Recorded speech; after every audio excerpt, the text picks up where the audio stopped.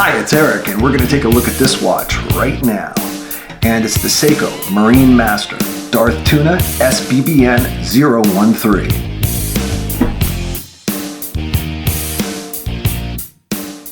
So I've been on a Seiko tear lately, if you've seen my other videos, and as I've said before, I wasn't a Seiko fan. I've never collected Seikos, haven't had a Seiko ever in my life for 15 or 20 years of collecting, and now 8 weeks ago it started, and now I have the Platinum, I have the 300, I have the Darth, and I have one more coming. So that's 4 Seiko Marinemasters. I need to go to Marinemasters Anonymous or something because I'm getting out of control with these.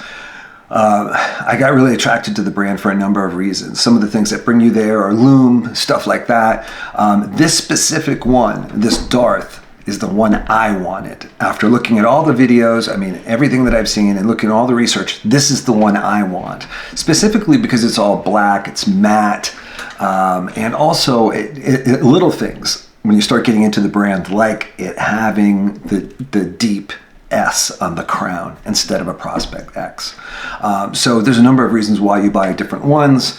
I have gone through, I guess 8 weeks of ridiculous amount of reading on the brand, and I absolutely love it. And I do love the fact, as I've mentioned before, that this is something that can't be mistaken for something else. It is clearly a tuna, and it's not going to be mistaken ever for anything else. Do I think it's ugly?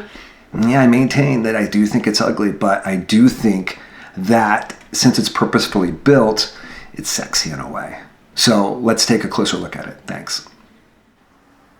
So here we are with the Darth SBBN 013. This is the one I wanted.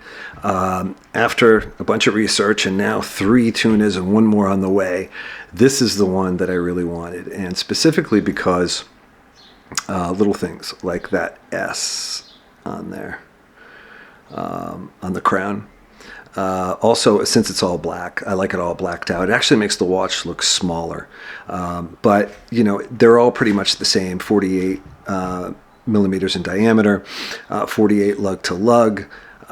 Since it's a lugless design, I think it's actually 47 and a half, 15 and a half thick, 114 grams. These have sapphire crystals, the later editions like the Platinum.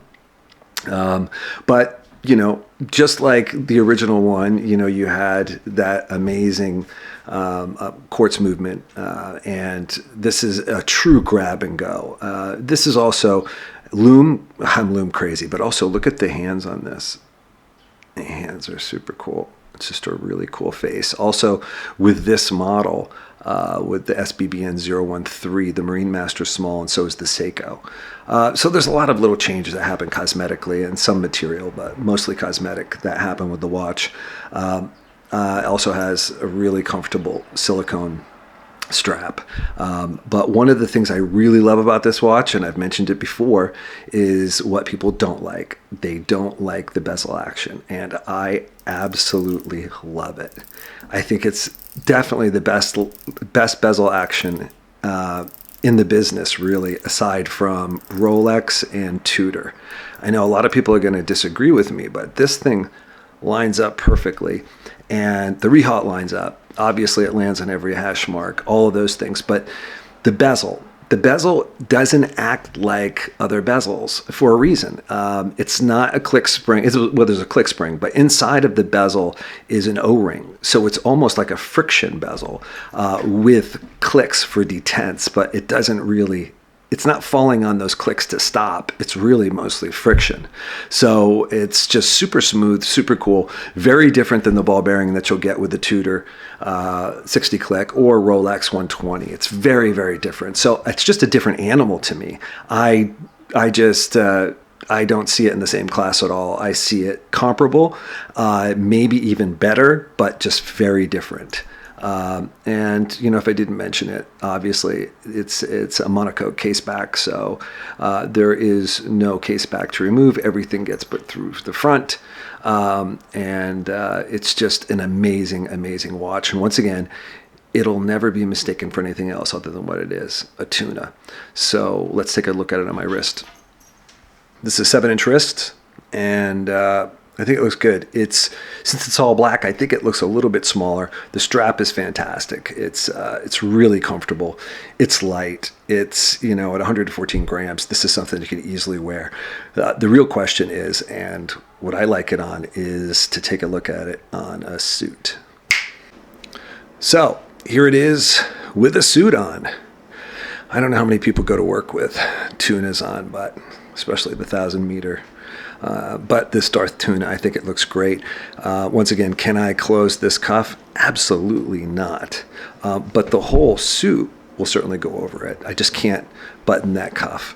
I think it still looks great. And as I said before, with all those guys out there with panner eyes, there's no reason why we can't wear this. So let's close with an obligatory Seiko loom shot. This is the Darth Tuna, and this is 8-year-old loom. Still unbelievable. Flashlight bright, lasts through the night. Not as strong as the Platinum since it's newer, but for 8-year-old loom, absolutely amazing. So let's go back up top.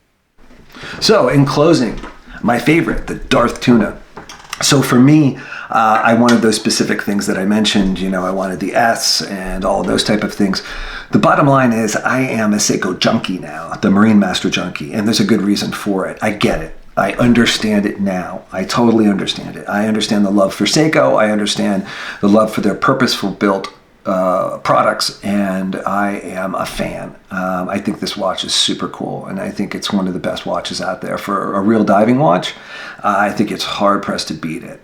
So thank you for watching. Please like and subscribe. Thanks.